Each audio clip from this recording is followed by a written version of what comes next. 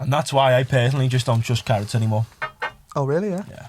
It's interesting, like. Not for me. Who's the guest this week, anyway? Dr. Us. Doctor Who? No, he's on in a few weeks in. Is he actually a doctor, though? Yeah. Like a real doctor? Yeah, trained GP, I think, yeah. Oh. I wish I never brought these, then.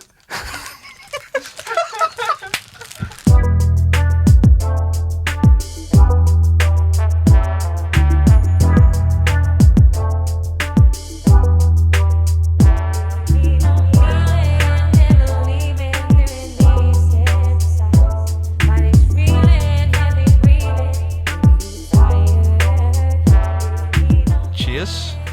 Oh, on the 0%. Cheers. On the 0%. Do you know what? They taste the exact same, don't they? I honestly can't tell the difference, mate. But yeah, we're episode 21 to... No, 22. 22 we are today. Before we start, just want to bring up something that's come to my attention this week. Is a good friend of mine's doing a fundraiser for the stigma around mental health. He's doing 5k a day. I think he's going to start doing it in February. Is it for 200k? Well, it's going to be 5k a day for 28 days, so I haven't got a calculator, so it's got a lot of miles, like. And but basically, the donation, we'll put a link on it in the bio. We'll put it in the bio as well. But him himself, his dad actually committed suicide through mental health issues, so it's something very dear to his heart. And I think he's on about near enough £900 now, so they're just looking for the £1,000. So £5, £10, ever you can give, just make sure you can give it to it. I love that. I read it before, but didn't he say, like, in the description of that, like, I went into work and found out someone else had tried to commit suicide, so I just thought, I love that. Positivity, and it's like, there is a proper stigma. We'll go into a lot more the stigma around mental health, but leads us a great segue onto our guest. As if you planned it. So we've got Dr. Us, which is Mr. Usman Sajjad, is that? Sajjad, yeah. Thanks for having us on, man. I know. Thanks for coming on. It's been a while. It's been a while in the making, hasn't it? It's great to actually get you. Derailed our plans. But yeah, no, thanks for having us. You mentioned, was that your mate that was doing the 5k? Yeah, my friend's doing it. Yeah, my cousin's doing the same thing at the moment, but we sort of doubt whether he's basically doing this 18k over 18 days. So he's running 18k every day, wearing an 18 kg vest. Yeah. He's like a 75 kg lad, and he's wearing an 18 kg vest and doing it 18 days straight. Wow. So like, he's raised a lot of money, but like me and my brother are like, he's purely got in the car and with Strava on, going slow. But then he's only got 3-4 days to go, and he's like, I'm a broken man. I was like, mate, you're running 11 miles a day with like an 18 kg vest. Of course you're going to be surprised, yeah. In like this cold weather as well. Yeah. I'm not doubting me friend at all, because when I play footy with him loads, and I've never seen anybody, number one, run as much as him, and number two, sweat as much as him. Oh, yeah. Well, 5Ks do, But no, it's a good. Now you've seen a lot of people rate like mental health. It's honestly people. There's a lot of awareness towards mental health now. When you think back to like 20 years ago, there wasn't this awareness towards it. There was sort of like a stigma. Definitely, yeah. And it's sort of it's good at sort of coming out to light. Especially with everything that's going on. So in terms of that, as a doctor then, because you're a GP, aren't you? So what's the kind of like, I know you do have special, you can specialise in mental health, but what's it like as a GP in terms of training and what you're equipped for the people who come into your practice? What's it like for yourself? So basically, like, you finish, you go to medical school. After medical school, that'll be like 5-6 years. You can do 6 year if you do like a master's or something. You come out and you do 2 years of Virginia doctor training. Yeah. So that's 2 years, and then because I did my 2 years in Southport, and then after that you can choose to specialise as a surgeon, you can choose to specialise as a hospital doctor, you can choose to specialise as a psychiatrist, a kids doctor. Oh, so all doctors would do the same training? Yeah, until that point. So 2 years, and then so for a hospital doctor, it'll take you 7 years. So that's a surgeon or a medical doctor. Psychiatrist might take you 5. As GP only takes you 3. Don't know why it's short. I don't know, it's just like that. So obviously half of that time will be training in hospital. So doing 8 shifts in A&E, in like the obs and guy, in the women's thing and the kids, and then you just do GP. So I've only qualified as a full GP in August. So the thing is with GP, you've got to deal with everything, man. You've got to go with babies, women's problems, mental health, drugs, alcohol abuse, even a lot of social stuff as well. Like you've got to sort of spot, like if a kid comes in with a mum or a dad and they just come in for something trivial, but if you see a duck-off bruise on the child, you have to think, what's going on here? Something's going on at home. So then you have to get social services involved. Oh, okay, yeah. So as well as like a medical doctor, you're sort of like you're everything. That's like people calling you for sick notes and their social problems. You're sort of everything, really, a psychologist. And a lot of people, I'd say, if they've got any issue whatsoever, it's I'm going to go and see my GP. It's not like you're the first port of call for people, isn't it? Definitely. And it can sort of like, think about it, that GP can really ruin your experience. You can think, I don't want to go see a GP Yeah, again if they yeah. really make you feel, because that, you got to think about it. I used to get annoyed with people like the hypochondriacs, but some people do suffer with health anxiety, and they can be made to feel quite low and small, you know, if the GP doesn't make them feel, you know, like warranted and stuff. So yeah, I mean, it's just, it's different problems and different. And right now, the big issue is like mental health stuff. Yeah. Everything you going on. COVID anxiety is a thing, isn't it? Yeah, like yeah. it's like not a certified. That's like a recognised illness now, isn't it? COVID anxiety. People start going out of the house. Yeah. They want to go to supermarkets.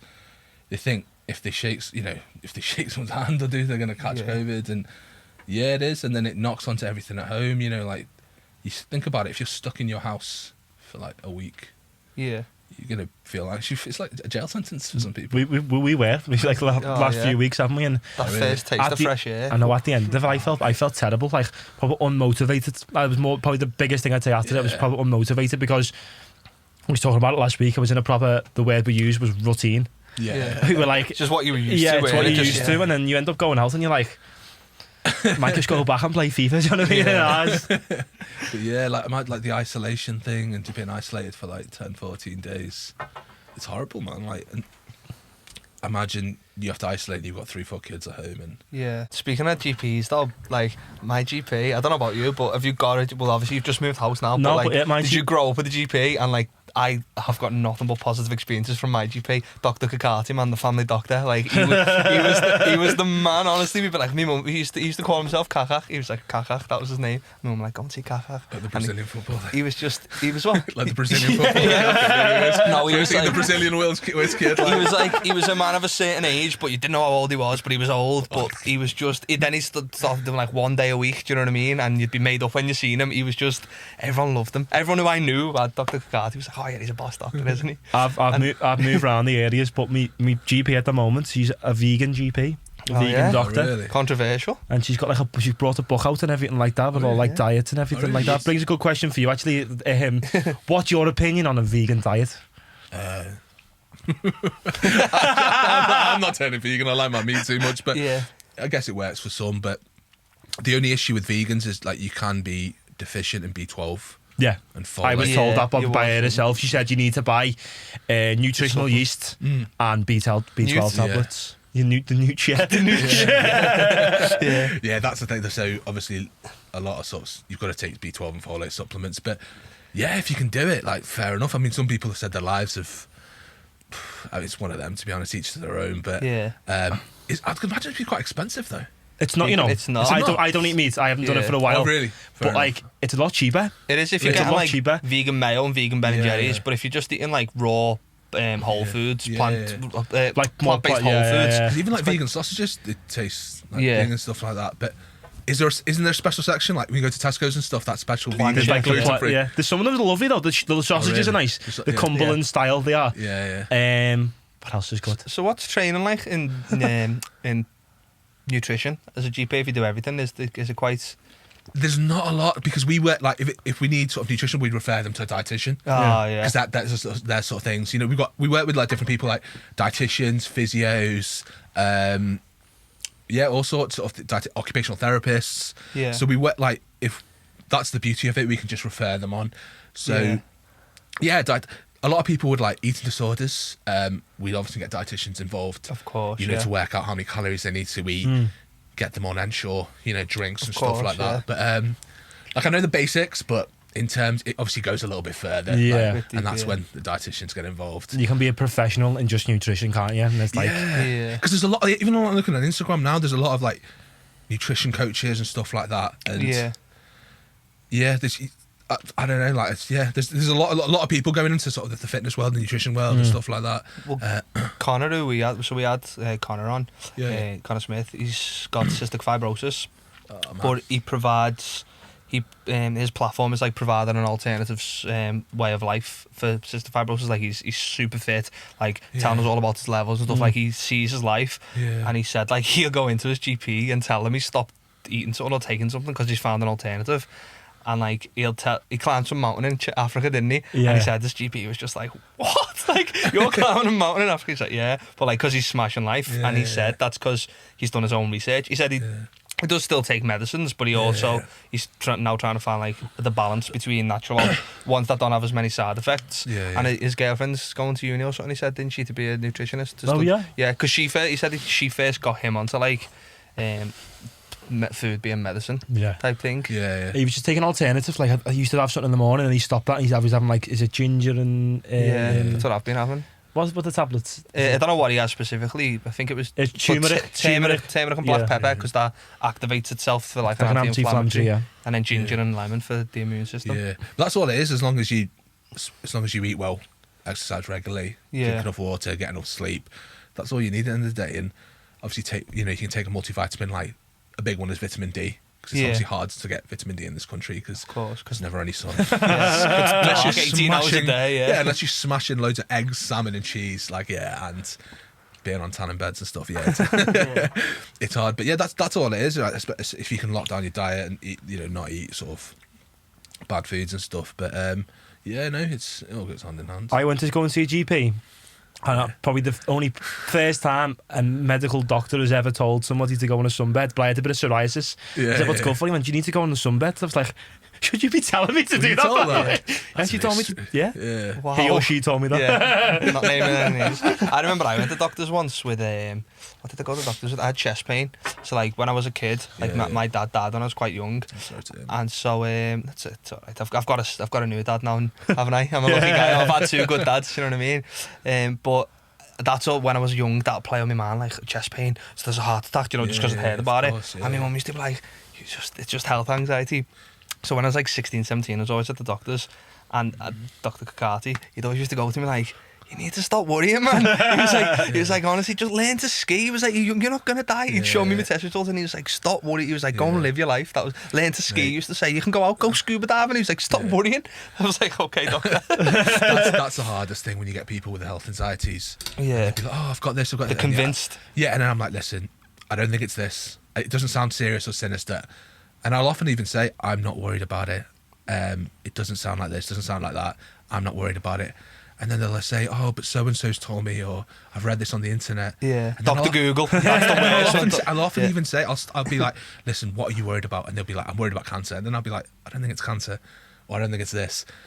And then it'll just go round in circles. And then I often just say, what would you like me to do for you? Yeah. They're like, I want an x-ray to check my chest pain. Then it just gets really ridiculous, I think. That's not going to show you anything. And then some GPs end up just giving in and just giving what they want, just to get them off the phone or out of the room and stuff like that. Because thing is, it was good. Obviously, you knew it was health anxiety, but a lot of people don't want to tell themselves it's anxiety that's causing these symptoms. I often say that when someone has anxiety, they will get some people will feel like they're having a stroke when they're when they're anxious. Some people are having a heart attack. They'll feel like tingling in their fingers and their arms and legs. Some people can't speak. Some people can't eat. So some people don't realise that anxiety can cause a lot of these physical symptoms, and it's about they don't want to admit that to themselves. You telling them that may not sort of it's really hard. It must be. I can only empathise with people who do suffer really bad anxiety. It's one of the things, and it's good this mental health stuff is coming. A lot of people are raising awareness to mental health, but I think there should be more resources and money put into counselling services and stuff. And definitely. Like, this is the thing. It's good you're doing all the wellness stuff. And absolutely. So do you work for the NHS? Yeah. And what the whole sort of well-being sector and like mental health is that? Would you say that's not underfunded, or it's not funded as much as it should be? It's not a priority. It's not. It's there, like on the Wirral, we've got Talking Together Wirral, and the patients will self-refer themselves, for talking therapy, something called cognitive CBT. And it's like this counselling, but there's CBT is also like dealing with, how to deal with sort of stressful thoughts, breathing exercises, knowing how to sort of cope with those stressful emotions. But something that is particularly really underfunded, and it's hard, is children's and adolescents mental health services. For stuff like ADHD, autism, mate, there's like an 12 to 18 month waiting list. I remember I watched the Paul Smith podcast he's done, and he said he actually moved area from Liverpool to Knowsley because the health service for his lad who's got autism was so much better. It's crazy for kids as well. And think about it, as an adult, you can find ways to deal with your, the iPhone, iPad, Headspace, and you can talk to a mate. There's things you can do But mate, as a parent who has a child with ADHD or autism, it's hell. Like, and they've got other children as well. They've got 3 other children, and then one child has ADHD. You know, causing havoc at home, throwing stuff and stuff like that, and then you have to wait 12 months to see a doctor, because as a GP we can't prescribe special drugs for ADHD. It can only be done by the specialist children's doctor. So it's, imagine waiting like 12 or 18 months to see that. So that particular one is like particularly underfunded. I imagine, but this is what happens, like the NHS, you're going to get particular areas of the healthcare system are underfunded. It won't be like America where you can get something like that. Yeah. And, you know, because you're paid for. Of course, yeah. So it's sort of weighing up, like, the NHS is brilliant, but you're going to get particular areas where... Yeah. There's, at the end of the day, it's there's going to be more areas which is money, a lot more money's being put into than others. But I think, especially like mental health with, like, I think children, like adolescents, like, I'd probably say if you suffer from mental health issues, then that could like stay with you for life, and the prevention from them could help you, wouldn't it, straight away, with like over your whole life, wouldn't it, really? Yeah, something I've noticed as well, like, for children, mental health, it's a lot what they see at home. It's a lot of what they're exposed to. You know, some, especially later on when people develop a drinking or drug alcohol, it might be trauma. There's something traumatic that they've seen or experienced. You know, I spoke to a lot of patients that, when I was working in A&E, that was, you know, suicidal or overdose and stuff, and then you find out, you know, they were subject to some sort of abuse, you know, when they were younger, or had seen something, or may have been sort of a closet, you know, homosexual and stuff. You know, it'd be really hard.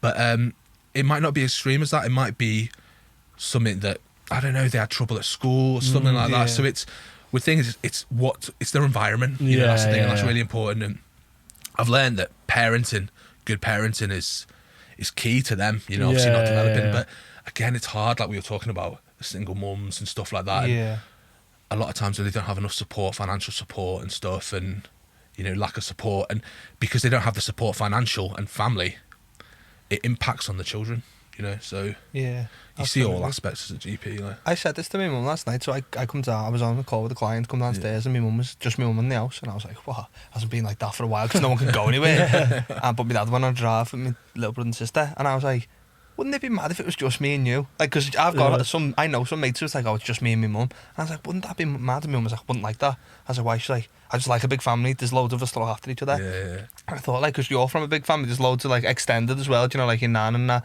Like, but like, a lot of the time it was just me and my mum. Was it? Yeah. Just like in the house together. Yeah. It's very rare that I've just been in the house with just like me and one other person. Like, but then you're blessed, though, lad. You're blessed. You know what I am mean? blessed with a big and a boss family. But it got me thinking about COVID, and I was like, there's loads of us to like distract ourselves. I'll have a conversation with my mum for a bit, then my brother, then my dad. I was thinking, imagine if like you was at home with someone you didn't want to be at home with, an abusive relationship or something. Yeah, man. I thought there's so and much. You can't, like, alcoholic or abusive, mate, that you used to go to work to get away from or something. Exactly. And it's like, I remember when lockdown thing, it was like the domestic abuse cases were going up because partners at home are with each other, and the tension just arising and that. It's hard to like. I seen a hard, it was good, but like for the wrong reasons. It was hard hitting. Do you know, like them Think adverts where they're driving and like he's in the pub and runs someone over?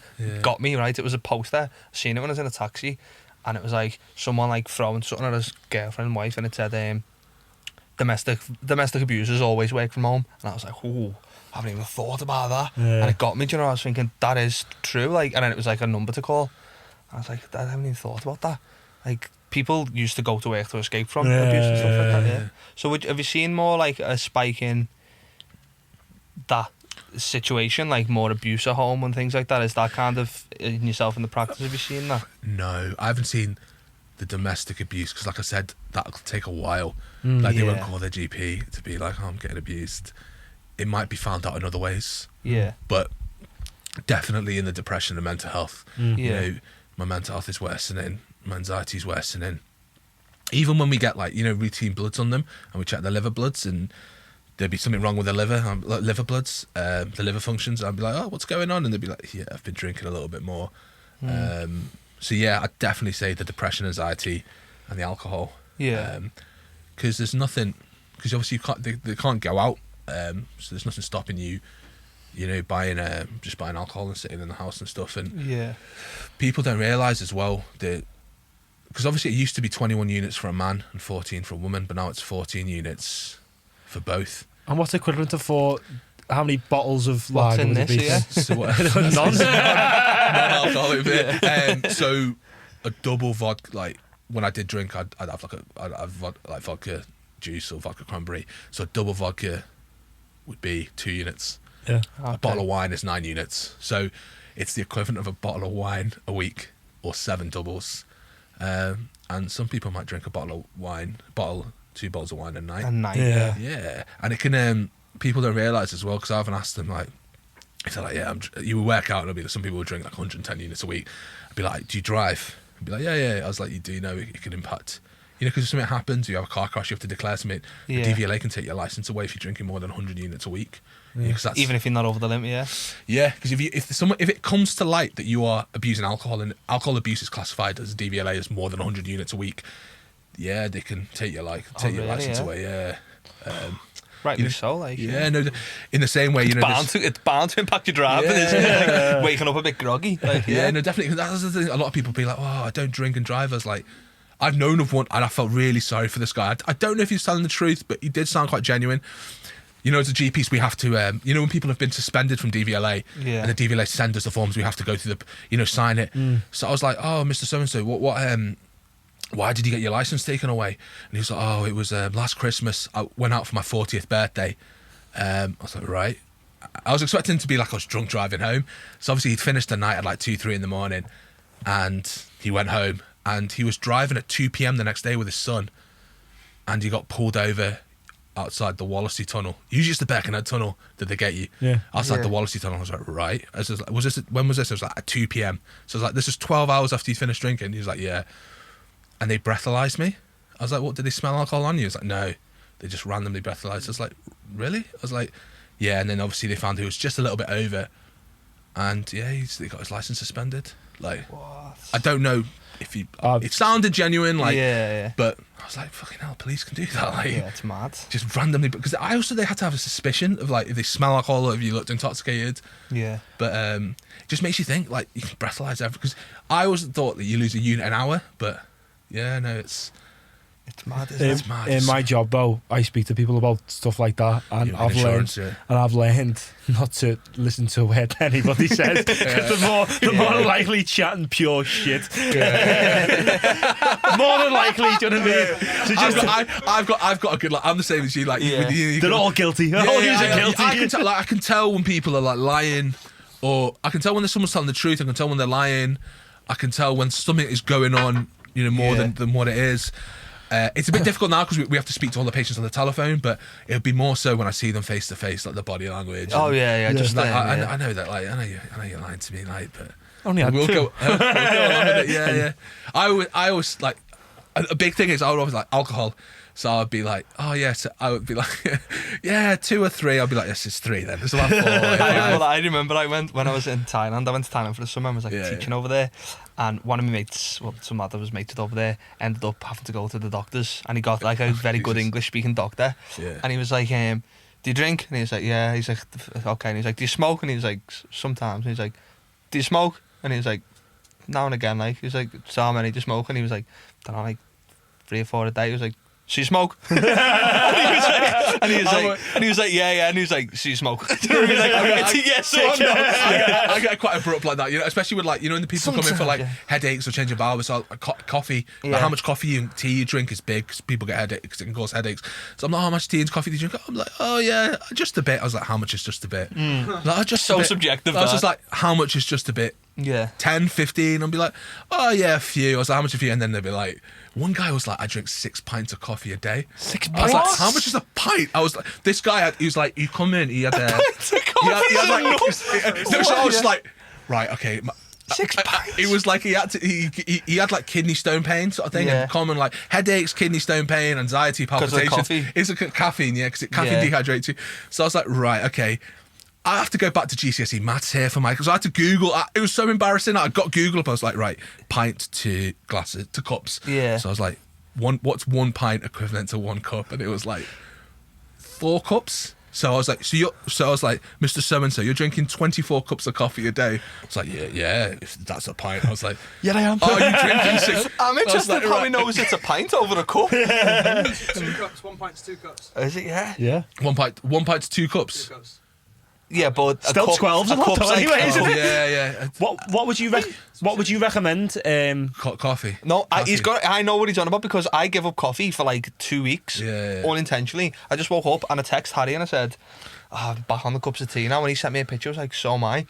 Because my mate lives by Crosby Coffee, so he got me on this nice coffee, but it absolutely gets you wired. Yeah. But like a nice alertness, and I just thought I'm fed up with that. And for like a week, I'd get up, do my routine, have a read with a cup of tea, and I noticed I wasn't like all go. I was Jittery proper and stuff, chilled, and I yeah. thought I'm just gonna leave the coffee for like a nice coffee when I'm out and stuff. Yeah. And like we went for a cup of tea the other day, didn't we? Yeah. Sometimes coffee can get you proper like. It can. I only have one a I'm day. like you as well. I like my coffee and stuff like like the nice specialist one. But what are you asking? How much coffee should you drink? Were you gonna ask? Yeah, recommend. What would you? No more than 4 cups. That's like the A day. recommended. Yeah. Someone Yeah. told me don't drink past 1 o'clock, otherwise you won't get a sleep of a night. Oh yeah. So if you're someone that gets up in the middle of the night to go for a wee or just can't stay awake, I would just say, one's a bit, it's no more than 3 or 4. It depends when you go to bed, to be honest. If you're going to bed at 9, 10, no more. Yeah. Not after 1 or 2, but It's so socially acceptable caffeine, though, isn't it? Like it's a hard drug, caffeine, when you think about it. Especially people doing like 24 cups a day. Yeah. That's insane, man. It's one of the most Imagine if that largest selling drugs in the world, isn't it? was, yeah. Because it isn't. I think alcohol's the worst drug that we have. I've said it on every podcast I've been on. It's the devil, man. I always think it's Really, the yeah? devil, man. Alcohol, like, if alcohol was brought in now, I don't think it would be legalised. Like, just think, I mean, I've obviously deal with it professionally. I've dealt These are with it. 0%, by the way. Yeah, it's like 3 bottles of alcohol. So what was you going to say? Sorry to interrupt. Yeah, no. So I was like, obviously, I've dealt with it professionally. I've dealt with it. My best friend had a drinking problem as well, so I had to obviously deal with that. But it's sort of like, it's weird. I was watching. Are you football fans? Yeah. You remember the presenter Adrian Childs, the really funny looking one from Birmingham? Yeah. He did like a documentary. I think he had a drinking problem, and he did like a documentary. He was always a bit strange, but he did a documentary on it, and it's almost like this culture in Britain for alcohol. It's almost like, you know, when you talk about drugs, even it can be something as light as marijuana or harder drugs, people look down on it. It's, stigmatized really, really quickly. Yeah. Maybe not so in America with marijuana, because it's rec legal there. Yeah. But alcohol, it's almost seen as like a jovial thing. Like, oh, look at Steve, he can put away 6 pints. He's a big drinker. Quite a social thing as well, isn't Oh, it? look at him at the Christmas party. Yeah. It's glorified. It's glorified, Yeah. yeah. And you can almost just finish the sentence off. Every scenario. I ran over so-and-so because I was Yeah. drunk. Yeah. I beat my wife up because I was drunk. Yeah. I attacked someone on a night out because I was drunk. I Yeah. lost my job because it's always, alcohol is always the thing there. Do you understand what I'm Yeah, saying?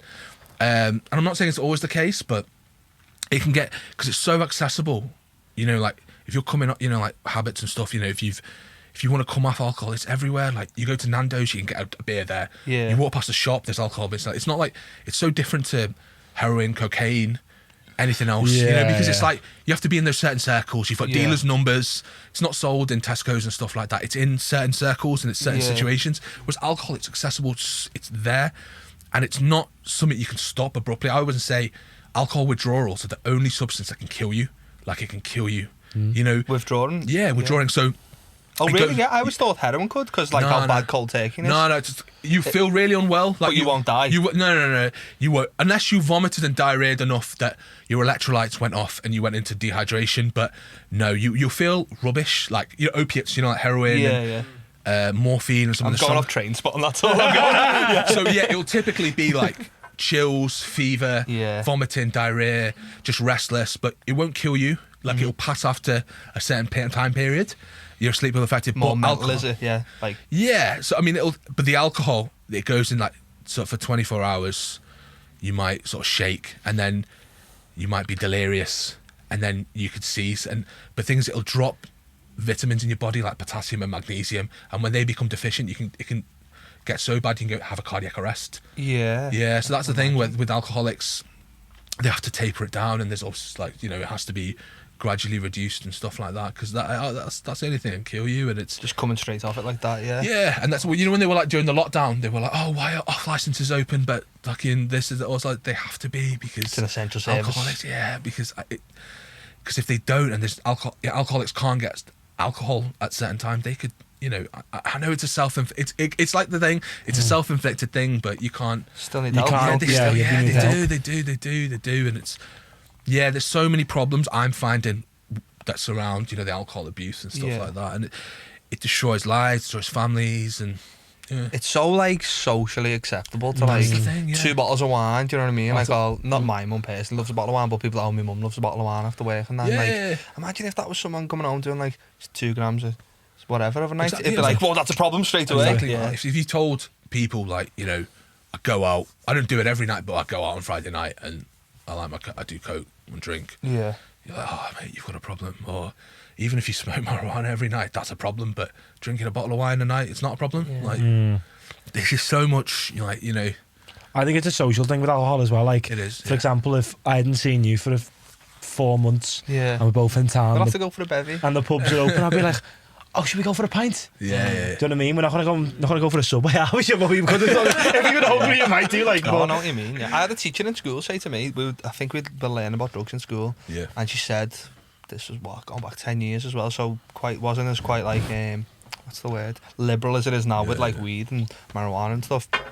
She was like, well, cannabis should be legalised because I don't think you'd ever get a group of stone teenagers smashing up chippies on a night out in town or smashing up cars. She was like, she was like, you'd only get the drunk ones. Do you know what I mean? Exactly. Or like, That's the thing. I said that if anything, they're really friendly. Like, that's the stoners, people on ecstasy, they want to hug you. Like, you know, they're just but people alcohol on coke turns will just people chat back. shit. Like, but alcohol, mate, it turns people into the devil.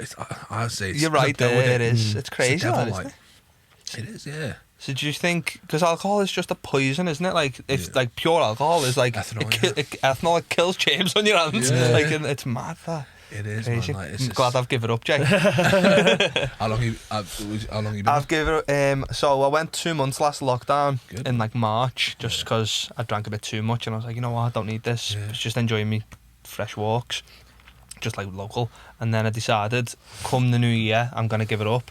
And when we went out for Eat Out to help out, when was that? August, we said last. So August, I was drinking a fair bit then with food and stuff, and I was like, you know what, I'm fed up. I had a bit too much at Christmas, and then 27th of December was my last one. So a month.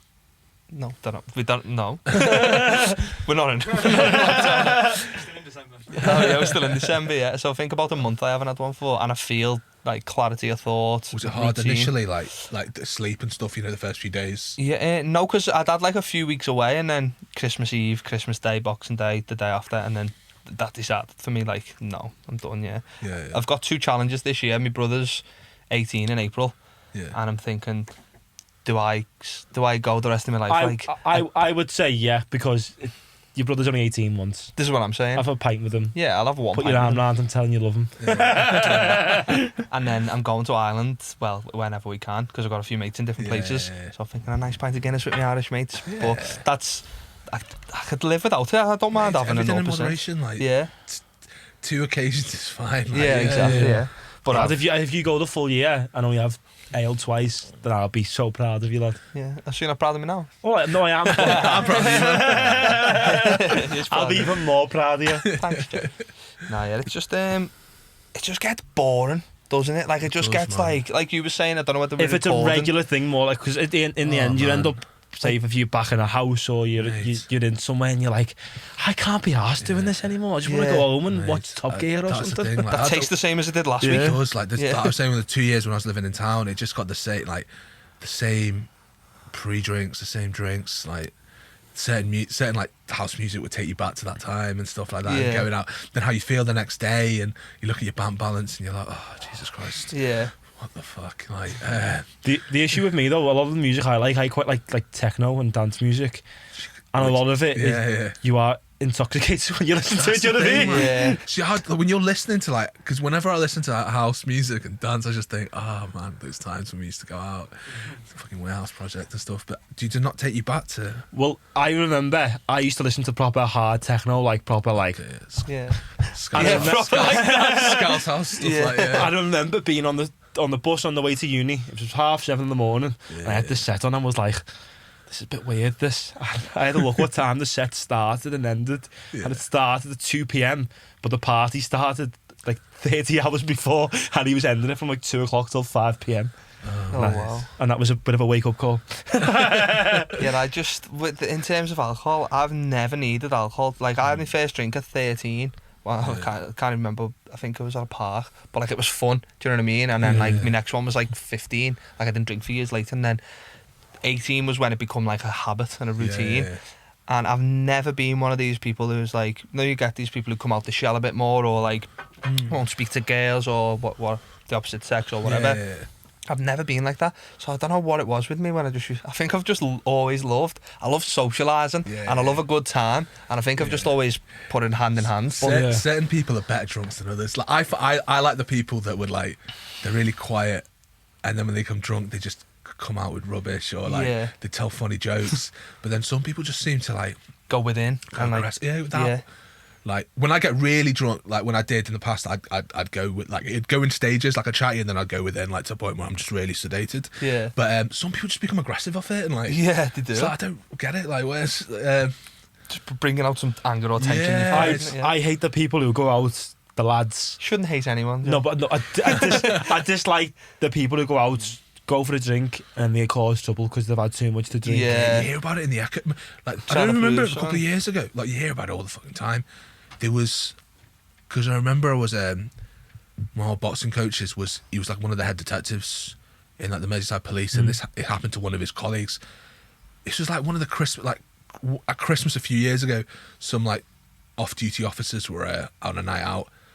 I think they were outside the Lower and they got into an argument with some just lads, and one of the lads just panned him, and he hit the ground. And yeah, I heard about you that. remember that? Yeah, and he was like a football coach or something like that, and he went to jail, and it just showed. What's the thing? They were drunk. Like it was alcohol. Like if I went drunk, I wouldn't be in this situation. You just back off, or you put. You just be thinking, oh, it's just not worth it, mate. Come on, like if I spilt your drink, I'll buy you a new one. Like let's not fight.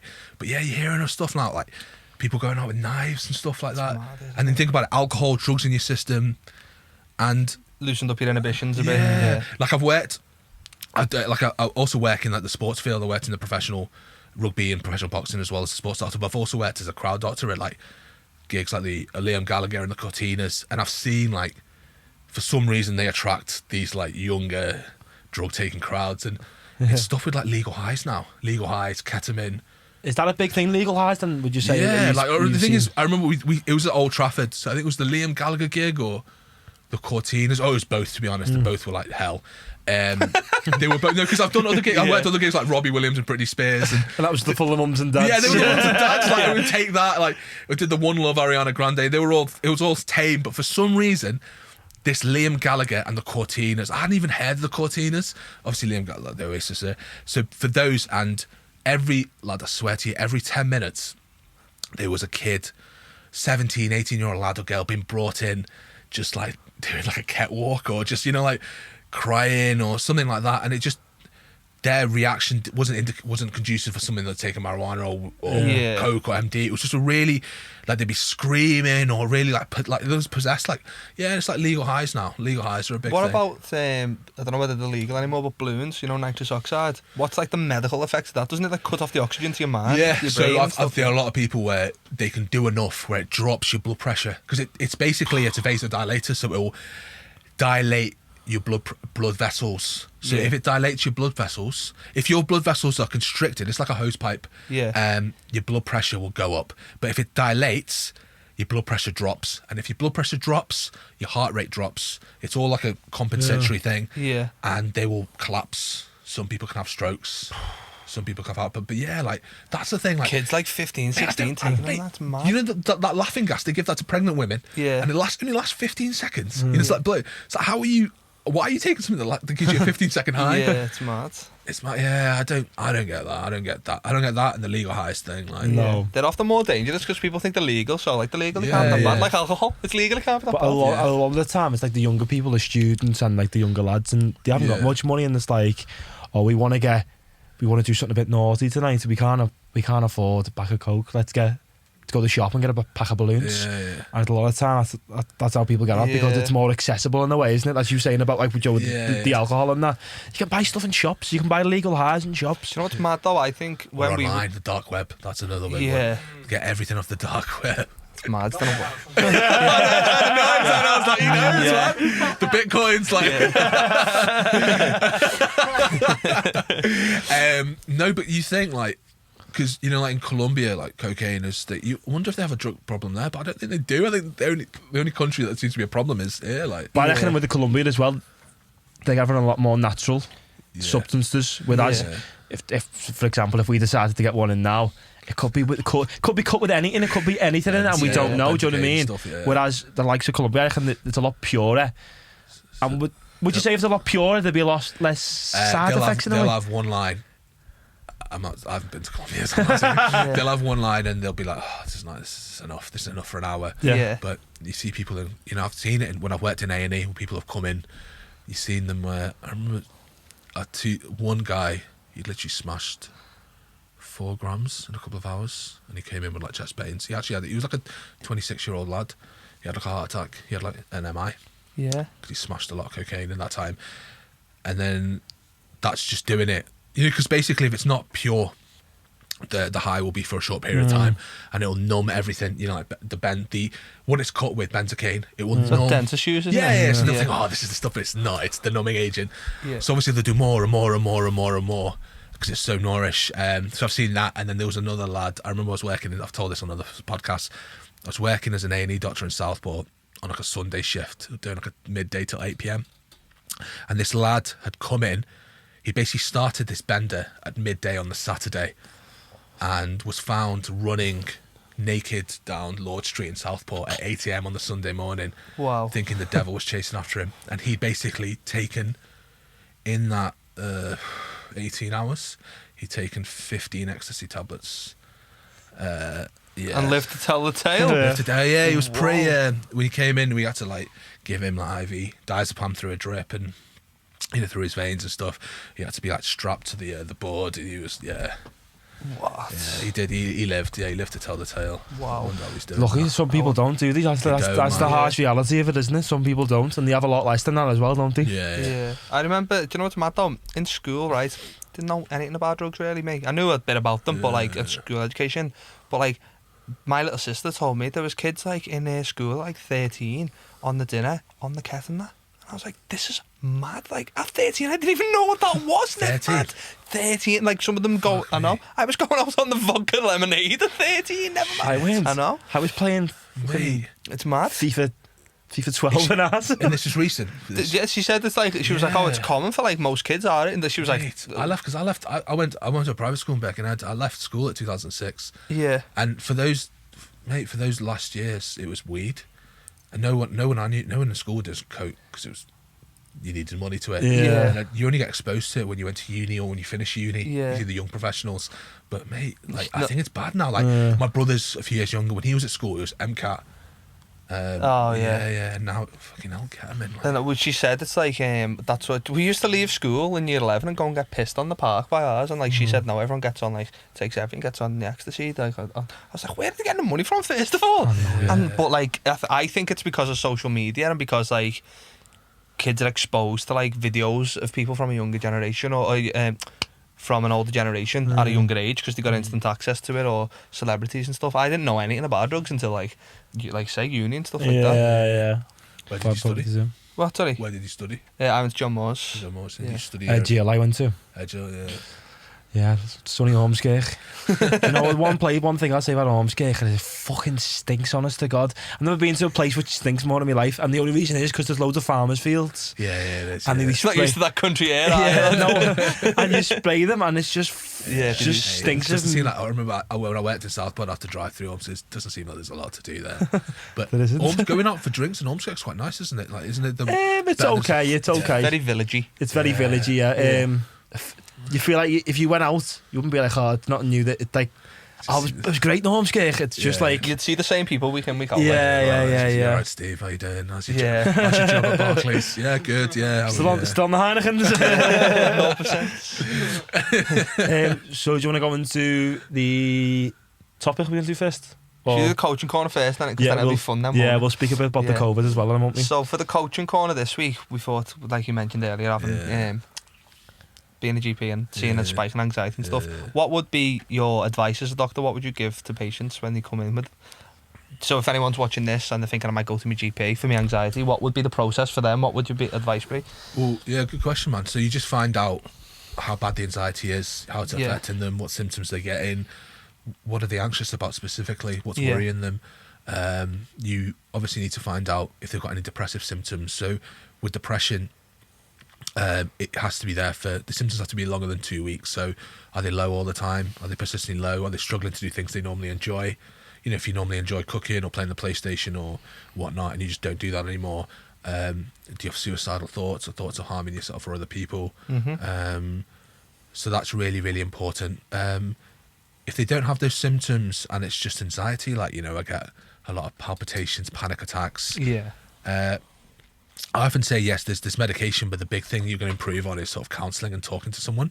So signpost them in the right direction. There are times when we need to start them on medication, like, you know, if they're suffering with panic attacks, we can start them on a beta blocker called propranolol, which you can take before you feel quite stressed. But I often say medication it's not the magic pill. Like, it would be good, you know, antidepressants are good for someone who's very severely depressed, someone struggling to get out of bed, struggling to do stuff. You know, it might make the bad days not so bad. But it's essentially about, one, talking to someone, so getting some counselling or talking therapy.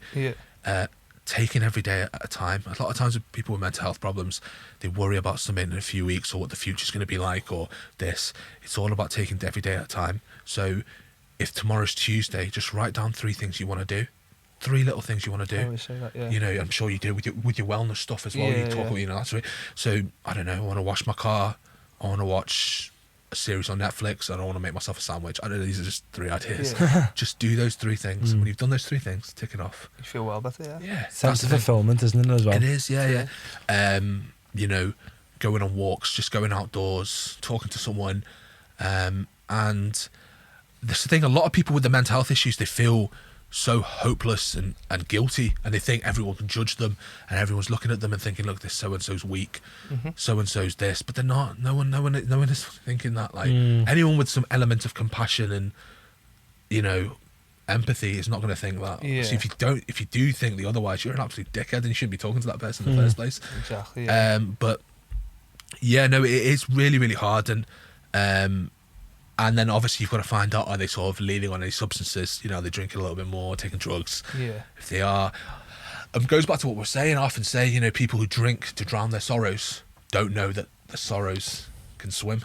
You know, I like that. That's the thing. I'm gonna use that. Gonna take that. And then they're like, you know, I'm alone. I don't want to think. Oh, I'm alone. I don't want to talk to anyone. I want to stay in bed. And I often say, an idle mind is a devil's playground. This is why you're getting all these thoughts, because there's no one there to reason with you. You know, if you tell yourself, I'm hopeless, I feel low, I want to end my life, you know, there's no one there to reason with you, and you know, they'll go with that and it'll get worse and day after day. But yeah, at this time right now, because people are locked down, the mental health is really a thing. So yeah, going back to what we're saying, I try arrange some counselling for them, some talking therapy if they want to engage. Medication, depending on how severe their symptoms are. And I'd always follow them up in a week or 2. I'd say, listen, let's book an appointment in next week or 2 weeks, see how you're doing. Let's touch base, because I'd like to not think so, but I might be the only person they talk to next week. Exactly. Which is really bad. Some people don't think they've got the people to speak to, haven't they? Yeah, another thing I often say is, listen, so-and-so, like, have you got any family or friends that live near you? and then my heart would sink when they're like, no. I'm like, fuck. But yeah, I'd often say, yeah, I've got my sister and so, I've got my friend. I was like, why don't you give them a call, see what they're doing? Yeah, so it's hard. A lot of times they're like, oh, they're a bit too busy. I was like, no, listen, they'd love to hear from you. Give them a text tomorrow. Say, I've seen my GP and I'm struggling. Yeah. Yeah. Some people do. Some people don't have anyone to talk to, don't they? And I want to say on camera, if you are feeling low at the minute, you feel like you haven't got anybody, give us a message. Give Dr. Us a message as well. Message, man. I'll talk to you anytime, man. And can I have the bottle opener, please, mate? you can, but wherever it is, it's here.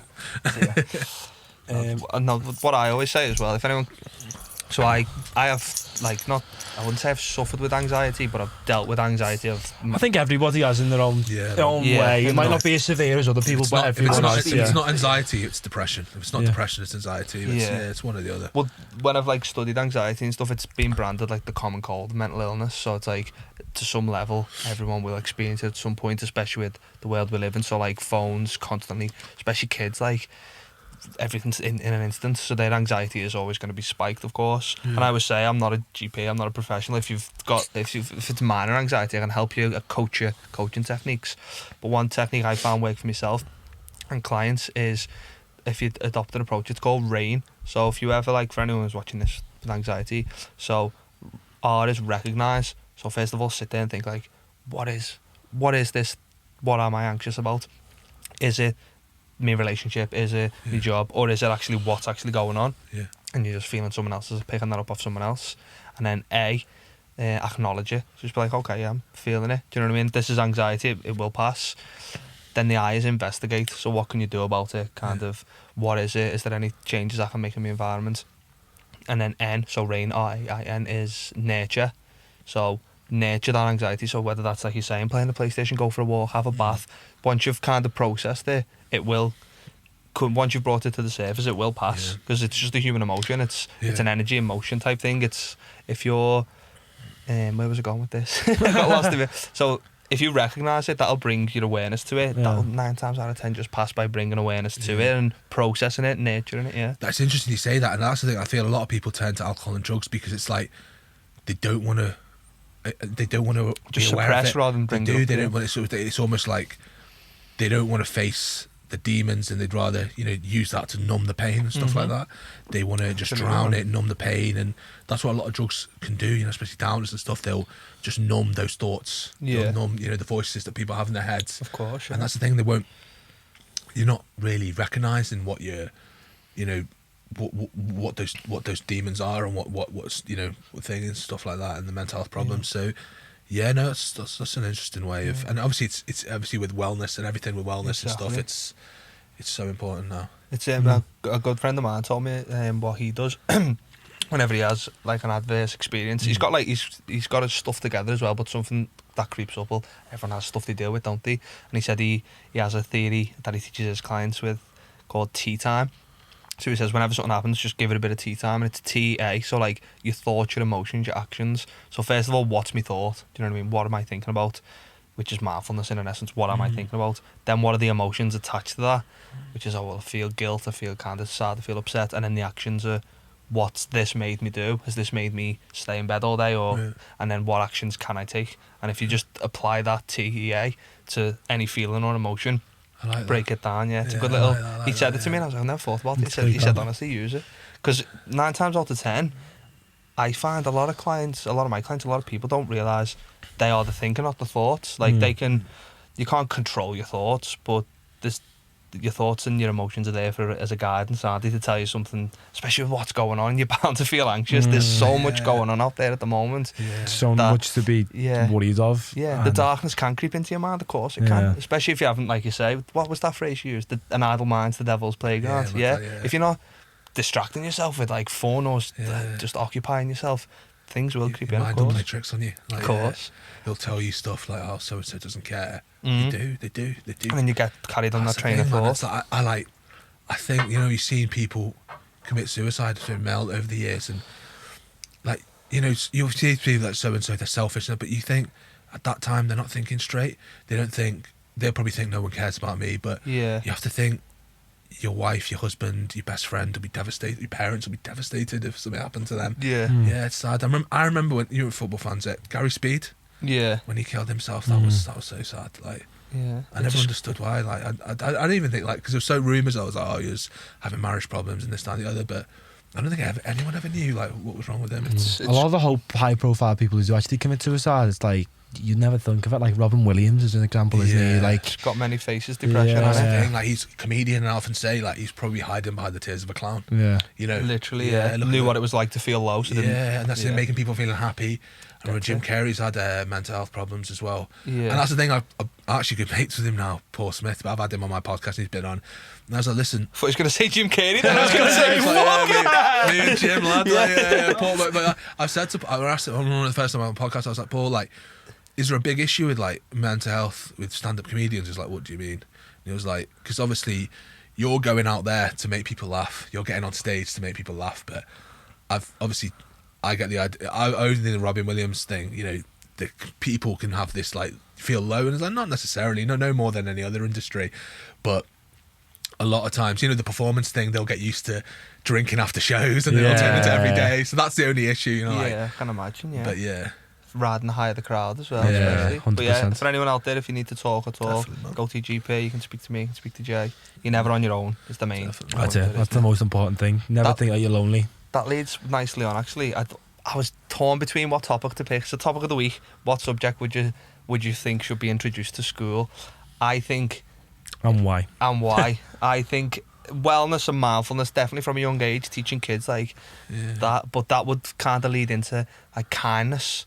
I think kindness should be taught in school. Do Like, you not think like looking back now? Like, I'm 32. As an old lad, you think that's important, but imagine when you're like a cheeky little shit at 13, 14, yeah. like, and someone is trying to tell you all this. Like, do you reckon kids will take it seriously? I mean, then? younger than that though. I mean, from like 8, 9. yeah, when I was in school, we had the buddy bench, and if you had no mates on that particular day or at all, you'd sit on the bench and someone would come that's a over. good thing. And that Fucking- made me realise at a young age, like, there was no one ever on that buddy bench, which was amazing. People always had people to play with, but that should be compulsory, shouldn't it? It's like kindness and just being nice to your fellow human. Yeah. I think it is It's being like- brought in now a little bit yeah. though. We had Gillian and Kevin, they've got a charity now for others, and they said that's kind of being, they want to bring it in fully, but it's kind of being edged in a bit now. It's being brought into, he said that a headmaster had brought into the curriculum. but it's not on the national Yeah. curriculum. Stuff Yeah. like that, kindness, compassion, kind of. Yeah, but it might be a challenge for kids.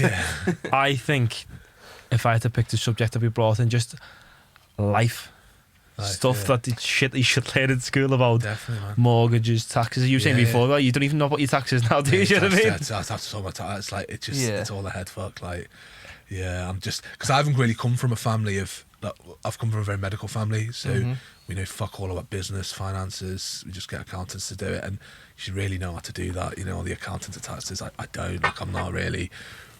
Yeah, like some Yeah. people are more business savvy than others, invest into stocks and stuff like that. I'm not, but that should be taught at an early age, not fucking Latin and Yeah. you know, like PSHE. yeah, when the hell is like you're doing 8 GCSEs and A levels in Latin? When the hell are you going to speak to like? Yeah. You speak Latin. Like, how is that relevant? Like, It's mad, isn't have you it? ever taught? Was that? I was never You taught were not. Latin, Yeah, no. you probably went to You must be normal Polish. normal fucking school. Like we didn't like. No, one of my mates went to St Mary's for a bit in Crosby, and he was Yeah, taught yeah. Latin, but he said as well, he was like, "What's the point Fucking in point this?" in Latin. Yeah. Like one of my mates actually went to uni and studied Latin. I was like, what the fuck? Like he's one of my good mates. Like, and then he Latin at Nottingham. What could you do with Latin though? Don't know. People like, study become a classics, don't they? Which is classic- like, yeah, his degree was classics. And Yeah. he just didn't do it. Yeah, he tried to go down the law route. Yeah, he went down the law route, but yeah, Latin. What was the other subjects like?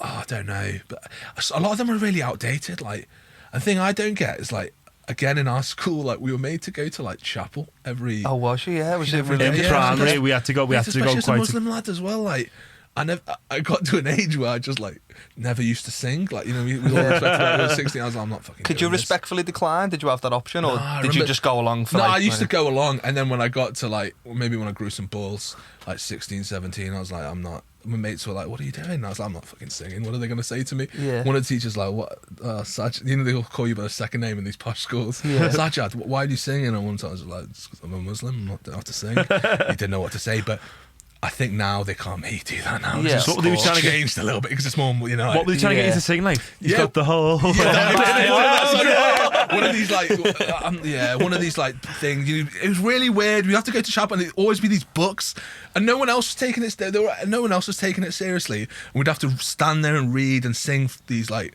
songs from the Old Testament.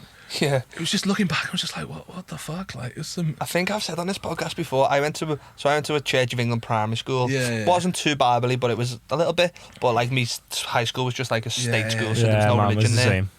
But in my primary school, on your birthday, this was your treat. You used to be able to. There was a chair, like let's say, cut off from there of a hand.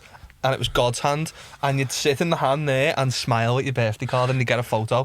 And that used to be the treat. And I swear to Imagine God, doing that now, like oh my god, like a little kid in like a hand, mate. a wooden hand, but that was like the religious side of things, and there was like the commandments on the wall and stuff. Yeah. And like, don't get me wrong, I'm not religious whatsoever, but most schools tend to be religious, don't they? And like you're saying, like I used to be hearing about like. Like not fables. What are they called? I don't know what you're on about. Like stories from the Bible. I think it's fables. Is it a fable? Yeah, It's fables. Okay, Yeah. Like the Good Samaritan. Is that a fable? The fable of the Good Samaritan. Yeah. I don't know, but we'd hear all these stories, and then they'd make it about your day, and you go on and have a nice day. And I used to think, can you not just teach me how to be a nice person without the Bible? Yeah, it's like my day isn't going to simulate what Moses did, and I'm not going to part any waters. Because I remember I wanted to take philosophy at A level, but the reason I didn't was because RE at GCSE put me off. But I should have really took it because it's quite like an open subject, philosophy. But RE, like, wasn't like I've learned more about religion since I've left school, reading into different things. But RE was like the actual test was all your opinion, wasn't it? Yeah, it was not and right or wrong. And I was like, so how can they grade you on your opinion? Is your opinion right and is it wrong? Well, do you know what I mean? It's mad, isn't it? Yeah. RE was interesting, like. Yeah. But so what would you add in? What subject would you add in? The same as you, like life skills, taxes, mate. Even like when you go to uni, they don't like knowing how to cope at uni, like stuff like loans and stuff. You don't know about loans. There's no like a mixture between loans, finance and stuff. Yeah, like a life thing, like dealing with stress, dealing with anxiety, dealing with being alone. Yeah. Like fucking, like there's sexual education, but it was never, knowing, I don't know, just general life stuff, like knowing what to do in a relationship, knowing how to cope with a break up, but then again, no one can teach you them. I guess I believe that no one can teach you them. Like there's stuff you have to go through in life yourself. But then on the flip side, I'd say that. My honest, dad said to me, we had this conversation the other day, and he said, everything you need to survive in life, you actually don't get taught in school, like growing your own food or cleaning water or like growing your own food. Yeah, like no one dealing with a breakup, knowing what to do when it's not taught in school. Emotional support, like what to do when, like what do you do when, like there's some people who don't know. Do you know, like if you told me, like such a person in my family's passed away. Some people have never experienced that, so they don't know what do I say. Do I say sorry for your loss? Do I give them a hug? But if you've dealt with it, you know how to approach that. But like, why not just teach people in school like this is boundary setting? Do you know what I mean? Like respecting someone's personal space, things like that could be taught in school, couldn't it? Yeah, no, it's one of them, to be honest. And I get it must be so hard as a teacher, like teaching kids. Like I guess you have to be passionate, because you can tell like some of the teachers weren't passionate in our school, and some of them be were like, in this is my school. way or the highway. Yeah. I'd say public affairs, like politics, global sort of issues. I think there's an agenda with not teaching that in school, though, isn't it? Because the more people that don't know about it, the less of an opinion. That's my opinion. Not a non-biased perspective, though. So you learn about not like what this party's done right or wrong, but you learn about sort of the context of politics and what a democracy is. It's stuff like that. I never knew about that until I graduated. I never till I first cast my first vote. Policy, what Labour's policies are, what the Tories' policies are, what Lib Dems. Mate, one of my mates done politics. That's important. That's your livelihood. That's your life. Tories are bad, Labour's good. That's all I know. I was taught that as growing up. Was like I was taught that, but then there's probably some policies from the Labour that don't benefit you. It depends on where you are in life and what you're doing with yourself. So I was taught, especially growing up here on Merseyside. Tories are like the nonsense. Labour aren't. Labour are good people. So well, it's just divides, doesn't it? That's what people say. It's like, well, why? Like what? Yeah. No, I don't think it's. I think it's conscious that it's not in the curriculum to teach politics. I understand What it from good that is it? perspective because you might get one point of view, and like, for example, the teacher who could be teaching it could be a really It's got an agenda, could yeah. have a really big Yeah. agenda, and he wants Yeah. everybody to vote Labour Exactly. when it might not be. Some of the kids might not agree with it, and that could cause Yeah. conflict, couldn't it, in a way? But I don't know. You know what? After stuff I learned in school, I can imagine there's probably a lot more you've learned being in the profession you are. But there's not much I've learned. Like, I've never used Pythagoras' theorem. Again, I'm looking bad. I didn't use any of it. To be honest. No, it's Pythagoras theories, like Yeah. trigonometry. Like when's Stuff that just from? comes into my head now, and I'm like, shit, I learned that when I was in year 8. Like, I'm like, Yeah. but like random facts about like Oliver Cromwell. I- Do you know what I mean? Just something like that. Yeah. It's more historic stuff. Yeah. Like, that's it. I Like, know more dates and times, History, yeah. history is a big thing. Knowing when World War One is, knowing when World War Two is, Yeah. knowing what the Americans did. That's the thing. That's sort of important because it gives you some Context to the Context, world. yeah, But at the the world. same How way, we've ended up where we are. at Yeah. the same time, could you say that history is sort of taught from a biased It's written perspective? by the victor. It's written by the victor, Exactly, not the yeah. loser. Do you know what I mean? And I went to Vietnam and I Yeah. seen the other side of the what I learned about the Vietnam War was not what I found out in Vietnam when I went there. Do you know what I mean? Yeah, and knowing even stuff like geography, I enjoy geography because it I love teaches you geography. how cities work, how how infrastructure works. How you get certain demographics of people moving in. Brown belt areas, green belt areas. That's important, but. Hey, fucking Latin, like I know, isn't it? calculate, like all this fucking that was one. And So when did they actually speak Latin? How long ago was it? Well, Latin's man. where all the European languages come from. That's why, Yeah. like, you've got such similar words throughout Europe. So, like, kinder and child and like other Yeah. words, they're similar because they stem from Latin. Yeah. That's like, So it's thousands and thousands of years ago, probably, isn't it? yeah, but Latin's like the original Yeah. language, wasn't it? Of like Yeah. Europe. I think it's like. The I think we should be taught languages from a younger age. Well, Yeah. it's only in Britain that you're not. Because I remember going to. Because I remember everyone going- speaks English. I That's remember- why I know. it is, literally. I remember They going- speak English, why should we Yeah, learn yeah, German? yeah. That's It's like, the yeah. literally. I remember going to Amsterdam and I said to the woman in Mackey's, how many languages can you speak? She was like 5. Like, Yeah. there's And the one Europeans was that like can speak 4. a- She's German, like French, 5, Swedish, and I was and like, everything. I can just about speak English. Yeah, just about, yeah. Once you've learned one language, though, like apparently they come Mate, flooding in. They're some impressive people. There's Europeans that's like speak Yeah. German, Russian, this like the Sign others. language. Yeah, Do you know what my mate said? My mate said he reckons the Scandinavians like the elves of the of the real world. they're just great, aren't they? Yeah, yeah, they've got it boxed. Like, They're just yeah, efficient. It's cold and they don't care. Yeah, and the good people out Yeah, there. they are. Really eco-friendly as well, Scandinavia. Yeah, very eco-friendly. Yeah, Should we go on to album of the week then? Yeah, we need to.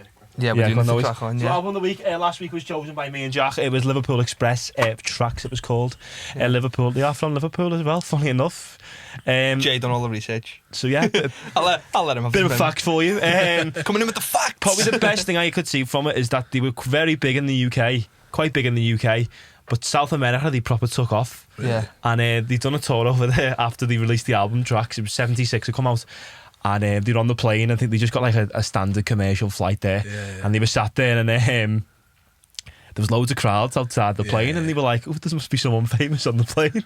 So they come off the plane, everyone was screaming, and they were like, oh God, this is for us. And they were playing a gig around the time, and he said it was like they were playing the song they've got called You Are My Love, which me and Jack have decided is the track of the album. that was my favourite song. Yeah, That's that's not my yeah. type of music. Like I like Bobby stuff from the 80s and 90s, Yeah. and Michael Jackson and Bobby Brown. But I like that song. That was my favourite song. that's That what is got me good. onto Mellow. them. I found them on a playlist and then sent it to Yeah, him. yeah, it's like that was the biggest one, but he played that. And he said he couldn't hear himself sing, so he said he just took a step back, and there was tears coming down his eyes. He was that made up, like that his music had travelled Love that that. far, if you know what I mean. But apart from that, they had a few more successful albums. After that album, they'd done a tour with Rod Stewart around UK and Europe. Yeah, They've actually got a song on another album called George, John, Ringo and Paul. And it's just like George a first. Yeah, so I just can't buried remember. them, I can't like, remember. It's So were they before the Beatles? Or were they no after Yeah. 76. So the last 70, Beatles album yeah, was yeah. 1970. That was 76. Yeah, because it has that Beatles feel to it. Like It the does. cross between the Beatles and The Wings, Paul Bee Gees McCartney. and stuff. Yeah, The some Bee Gees and the Bee Gees- Beatles. Yeah, Yeah, definitely. especially Especially with the more the outfits. Bee Gees, like How Deep Is Your Love, the slower songs and stuff. Yeah, It sounds a yeah. lot like that. But mate, I liked it. Like, what are they doing? Are they still alive now? Yeah, they are still performing, but they don't do anything big. And it's Yeah. I think it's like John band do like reunion tours, and it's like what like the lead singers like nephews playing drums and all stuff like that. Like the originals were set up. Like So, do you reckon they're still living in Liverpool? Might do, you know. I think a lot. Probably. I'd like to think so, but then again, they might not. We've had some big, but obviously the Beatles, with the Lightning Seeds as well. Oh, the Lightning Seeds, the Oh, boss. Mate, I love the Lightning signs of the Seeds. 90s, like, The Lightning Seeds, the belter. Yeah. Boss. I David got like- me onto them. Well, I was onto that. What's that song by Lightning Seeds that everyone knows? Look at you. What's it go like? Look at you. Look at you. And the World Cup song as well, like. Oh, what's that shit? I'll have to play it. The Liverpool band, there's just an abundance. The Lars, Echo and the Bunnymen. Yeah, Echo and the Bunnymen. What did you pick? Bobby Brown. Oh yeah, album? so album the week going on for yeah, next week is Bobby Brown. Is it called Don't Be Cruel? Yeah, like that. You've already listened to it, haven't you? Oh, I've already listened to it. Yeah. Not like since you put it in the group chat, or Oh, I done this morning on my run. Yeah, it was great. It was. when you said, "Oh, I've listened to that," it's about it album. I thought, "Did we listen to that before this podcast?" It was proper MJ vibes. I got off it. stuff Proper from the MJ 80s, vibes. Yeah, like I think all the best music's come from the 80s and Yeah, 90s. that's Like, defo. Old music's better than the new music we have today. like Michael Jackson, Lionel Richie. I think all the best Houston, music's being made. Yeah, Phil Collins. pure. Yeah, boss. The Lightning Seeds. Sorry, yeah, my dad got me into Phil Collins. No, that's growing up, Phil Collins. My dad's music was Phil Collins, and my mum was into Whitney Houston. Yeah. So Is that growing how up, you got into Bobby Brown? Yeah. Yeah. So I think so. Then so obviously went further to Bobby Brown, New Edition, all the older stuff from the 90s. And then Phil Collins. Like obviously growing up listening to Phil Collins and Yeah. Genesis and stuff like that. But Well, is he still alive? Speaking of bands that are Phil old. Collins is, yeah. he is. My I dad said- tried to look for he was performing a couple of years ago. Yeah, in the Royal Albert he Hall. was in the Echo as He's, well, he's wasn't he? doing it. He was meant to be doing a tour last year, and it got obviously because of Yeah. COVID. Dad said didn't he's happen. seen him on like not Parkinson, like Jonathan Ross or something, and he was like old, like Yeah. from the last time he's seen him. He loves him, and Neil Diamond. My dad seen him a few times. My dad, On Neil Diamond. my dad's favourite. I said to my dad, it was his best gig he's ever been to when he went to Wembley on his 18th birthday and seen Bruce Springsteen. And he's like, nothing's topped that. I was Yeah. like, I can't imagine it, but to be fair. Yeah. Even still, So how come you picked Bobby Brown album as a big album for yourself? Yeah, like it was one of my favourite singers. So, like, especially music from that era, like, especially stuff like 80s and early 90s. Like, just whenever I'm stressed, like, music is big for me when I'm stressed or anxious. Or just want to relax. I listen to that music. you drive. Yeah, Music in the car. I love I'm a bit like I love driving at night and I have music in Yeah. the car and stuff, and it's just like it's unwinding, It is, unwinds yeah. me. And even when I'm training and stuff, I listen to like the 80s and 90s stuff. So yeah, like didn't you have one week you had the D12's album? Was that? Yeah, T12. That was a class album. Definitely. Yeah, I like that. We've 'Cause I had like some my rap great music albums. as well. Like like who doesn't? But Yeah. This guy. you know, it's not rap. That was a common joke on the podcast that I don't like He's hip hop changing his music. ways, I'm right? changing. I'm excited for this album though. I've never listened to Bobby Brown, Yeah. and I'm It's excited. good. Yeah, It's I'm gonna good. get it on the way home. Great proper MJ vibes, I like the Yeah. harmonies. By the harmonies in it, which is, Yeah. I even heard it. Ow in the background. That's the thing, because I was like, are you a big MJ fan? You Michael Jackson? I'm not a I am. huge fan. I am. I was listening. What was your favourite MJ album? Probably Thriller, to be honest with you. I can't decide cheesy, between innit? Thriller, Or Off the Wall. I Yeah. can't. Off the Wall, Some days probably it's Off say. the They're two Wall. completely different sides of Off MJ, the though, Wall's aren't they? more like disco and Yeah. when he was Proper black. Quincy Jones, innit? Quincy Jones in the Thriller, but Yeah. one of my favourite, my best friend's favourite album. He's a massive Michael Jackson. It's Bad. I was like, Bit of a bad album, that. yeah, it's more pop. Yeah, it's like more pop, but Thriller and Off the Wall for me. Like Yeah. some days I like Thriller, some days I like Off the Wall, some days it's Thriller. He's Yeah. got a cover of Come Together. I don't know if you've ever heard it. Michael Jackson's. It's Of the Beatles, yeah. Yeah, Come Together. It's unbelievable. Yeah. I'll send you it. I'll send you in a bit. Yeah. But yeah, Bobby Brown. What's the title? Don't be cruel. Don't be Don't be cruel. And don't be cruel to each other during this time as well. Yeah, be nice. But last section of the show is the dad jokes. Pick a book. Which one pick a left book. or right? The new and improved or the OG? I'll go for the OG. The OG, The original okay. one. Yeah, mate. Before you do, I just want to tell you about my friend. So we went for a curry before last lockdown, and he said to him, he was like, "I'm up for this. Give me the hottest curry you have." And he went, "I haven't got any hot curries, but you can have a bit of this chili." So we had a bit of this chili, and he went straight away. He was sweating. He was all covered in sweat. He went, "What's going on here?" Collapsed, and he was like that. And so anyway, they took him to the doctors, and he woke up and he went, "What happened?" He went, "Well, we thought we were going to a coma, but it turns out it was only a coma." Mate, I can't have us. I've grown up having mum cooking curries and stuff. I don't know how people go and get like a vindaloo. Like, Yeah. Yeah. My dad loves a hot curry, you know. I he loves personally it. wouldn't have a coma. I think it's people go to futile. Nando's and have like extra hot. Like, Yeah. Whew. I got an email before to tell you. So I got an email and it said, I'll show you what it said. It was a mad email, you know, just before we finish on the joke. It was mad, you know. It was, someone said, there's an email going round claiming to be selling half-price ham, gelatin and salt all in a can. Do not open. It is spam. That's a good one. It's so bad, it's good. So bad that you sent me Fuck that. me. And my mum sent me that. Did you mum? And it just said the top forwarded many times. You're waiting for something serious, and it's like, Yeah. It's spam. So I just open it on any If page. you read it ahead of time and it's shared, feel free to change. Most of them have been read, though. Yeah. Oh, here's one for me. Patient. Doc, help me. I'm Yes. This is actually, Yeah. it's a patient. Doc, help me. I'm addicted to Twitter. Sorry, I don't follow you.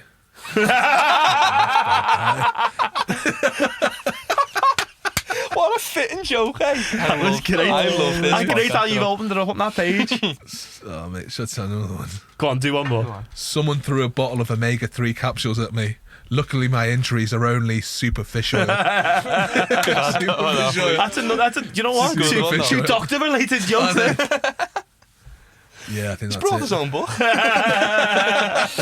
Thank you very That was a much. good one, that. But yeah, that brings to the end of the show. But last thing we always end on every week is what we've learned today. What we've learned today, I'd say, is one of the biggest things about anxiety, really. And Learned a lot today. we have learned quite a lot today about alcohol, everything. Yeah. Watch your back and work it out for yourself. Watch your back, yeah. But If we you're had- skipping to the end, watch your back. But one thing we haven't even talked about before at all is COVID. Thank What? God. One quick question I want to ask you just to end on. What's your opinion on the vaccine? I've actually had the vaccine. Yeah? I've had it, yeah. So after the first dose, my arm was sore for like a few hours. And then the next day I had like 40 minutes episodes of like a headache and then 2 episodes of diarrhea. And then the second one, I had 2 episodes of diarrhea a few hours later. But I haven't heard of a lot of people personally that have been really unwell. I mean, you got to think about it. They're probably going to be, I'm not going to lie to you, that I can see them having these vaccine passports. Yeah. To the point where you can't travel, you can't do this, you can't do that without the vaccine. Yes, there's a lot of uncertainty behind the vaccine and, you know, what's in it. But you've got to think, would you rather have the virus? Like, I wouldn't. The virus is just nasty, especially this new variant now. Some of the symptoms, some of the long-lasting effects people are having, fit and healthy individuals as well. Yeah. You know, that they can't walk a few meters without getting breathless, or they feel tired for months after. I would advise you have the vaccine. You know, I'd rather have the vaccine and be protected, even if it's a certain percentage, than have the virus. But like I said, everyone's entitled to their own opinion and their own choice. I even say with medicines and vaccines, it's always the patient's choice. It's always, you know, no one should ever force you or impose anything that you do. Yeah. You know, you have a right to go read up about it. If you don't feel it's for you, that's cool. That's fine. That's fine. And it's the same with medication as well. Some people don't want to be on a certain medication. That's fine.